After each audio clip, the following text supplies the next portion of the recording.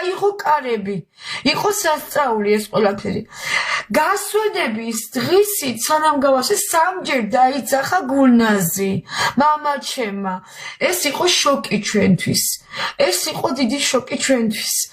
და როდესაც გავიდა ეს პერიოდი, რა თქმა უნდა, ეს დიდი ტკივილი გადავიტანე და ჩემი დაქვრივდა. დავჭით მე და ჩემი ძმა, მე და ლევანი. დედამ გავგზარდა ობლობაში.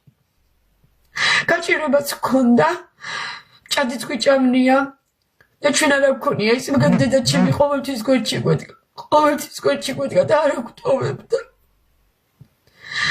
გავიდა პერიოდი მეგობრებო, მინდა ესეთი რამე ვთქვა, რომ ჩემი ცხოვრება შეიცვალა რადიკალურად.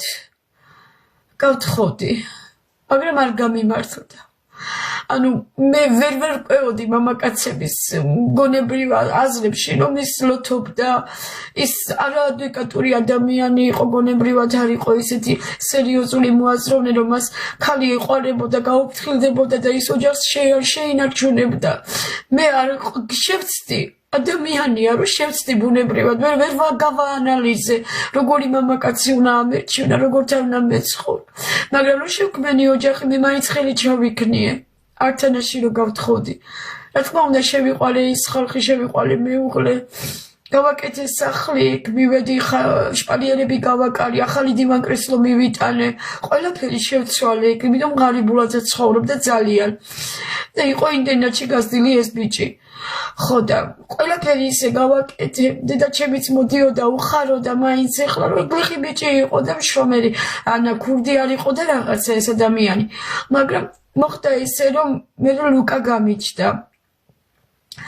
ლუკა გამიჩნდა და ნუ ადამიანი რაღაცა შეცდომა მოუვიდა, ვიყავი მოძალადე.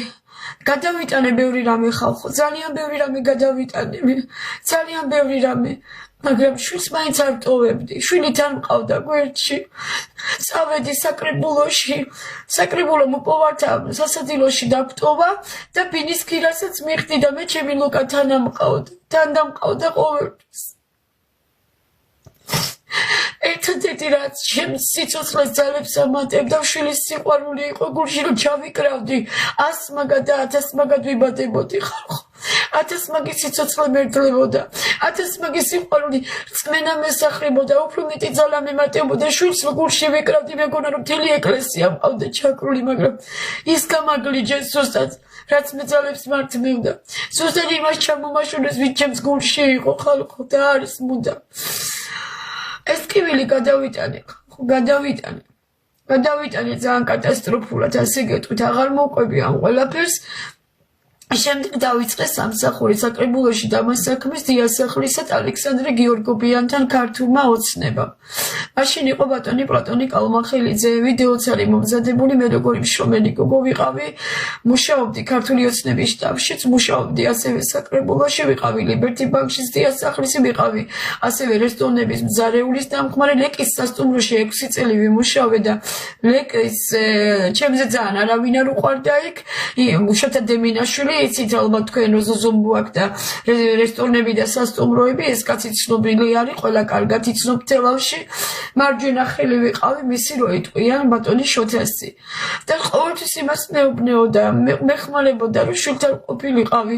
შვილის გვერდზე, მაგრამ ესეთი ქალი ვიყავი, ახალგაზრდა ლამაზი, ეხლაც მიყურეთ რომ რამხელა მიზიდულობა აქვს მამაკაცებს და რამდენს მოსწორ ჩემი თავი. აი ჯერ კიდევ 48 წლის ასაკში კარგად მისმენთ ხო ამ ყველაფერს. და ტაციაობა იყო მაშინაც ჩემზე. ბიჭები ერთმანეთს ხოცავდნენ. რომ რაღაცნაირად მე ოჯახი შემექმნა, ანეთის საყვარელი ყოფილიყო, მე არ მიყვარდა ეგეთი ცხოვრება, მე ადრევე აგიღნიშნეთ ეგ ყველაფერი. შეცდომა შეიძლება ადამიანს მოგივიდეს, ბუნებრივია, უშეცდომო დედამიწაზე არავინ არ არის, მაგრამ მე არასდროს მრუშულად არ მიცხოვრია. მე არასდროს არ მიგულავნია და აქეთ-იქიდან დამილევია და აღვირახსნილად არ მიცხოვრია. მაგრამ მქონდა გრძნობები, მამაკაცური სიტყვა მეკლა, მამაკაცური ზრუნველობა მეკლა.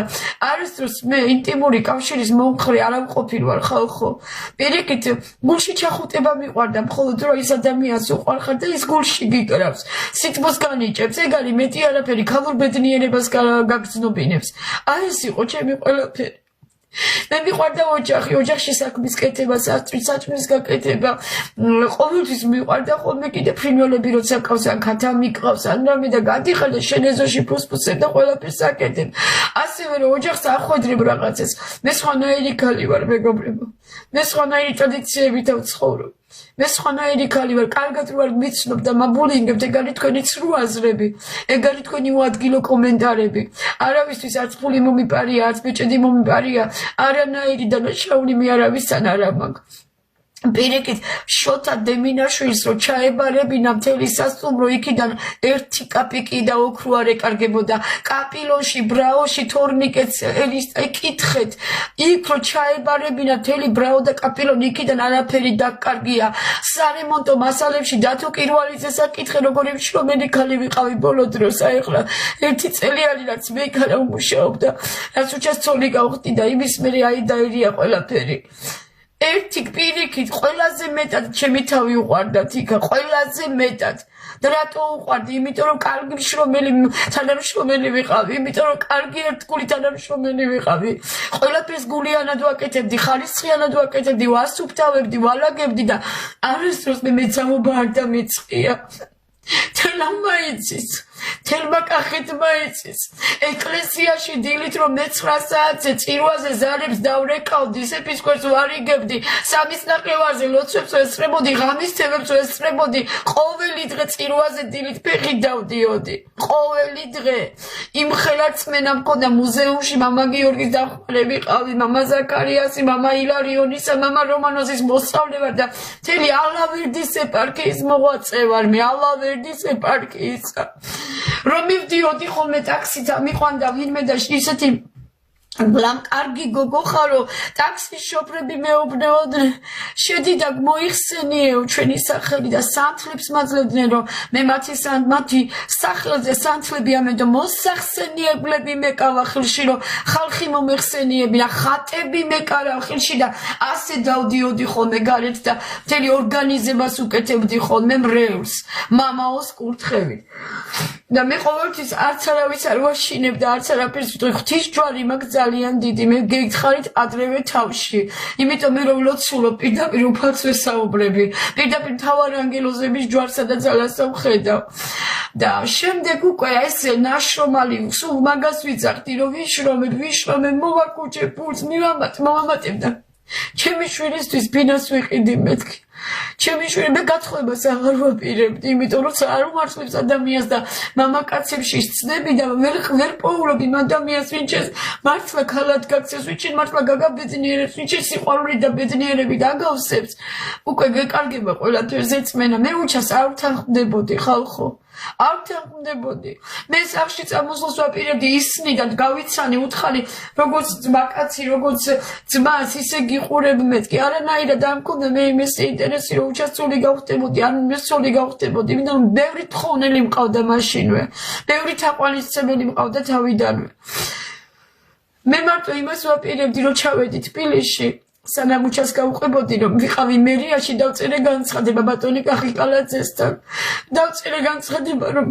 ბინა არ მაქვს მეთქი მე მშობლიური ოჯახი კი მაქვს მეთქი მაგრამ ჩემი შვილი რომ წამოვიყვანო და იყო ჩემთან ხოლმე მეთქი ერთი ოთახი ჩემზე რომ გაფორმებული იყოს ეს ოთახი არ მაქვს ბატონო კახი მეთქი და გულით მინდა რომ ჩემში ჩავიყუტო მეთქი ერთი დღე დავიძინო ორი დღე დავიძინო მისგანში არ შემიძლია მე დაუწერე ბატონ კახიკალაძეს ეს განცხადება შემდეგ მოხდა ესე რომ ეს ადამიანი შევხვდი შეიქმნა ოჯახი გამომიყენა თუ უყვარდი თუ რა არის ღმერთმა იცის მაგრამ მე კარგი მაინც არ მომიტანა ამ ადამიანმა ცხოვრებაში კარგად აკვირდებით რა შედეგამდე ვარ მისული მე ყველაფერი გავაკეთე ამ ადამიანისთვის ყველა სიკეთის გზა გავაკეთე ყველაფერი გავაკეთე რომ ჩვენ ოჯახი შეგვენარჩუნებინა დედოფლის წყაროში მაგის დედასაც გულში ვიკრავდი არავის არაფერს არ ვაყვედრი პირიქით მინდოდა რომ ლიას კვერცხზე ყოფილიყავი მომევლო მე პატრონა მეჭმევნა ყველაფერს მაგრამ ადამიანები როცა ამას ვერ ხედავენ ზოგადად იმ საწინააღმდეგოდ ხედავენ იქ უკვე აღარ არის იმ ოჯახში გააგრძელო შენ ცხოვრება რომელი ადამიანი შენ ვიღაცა TikTok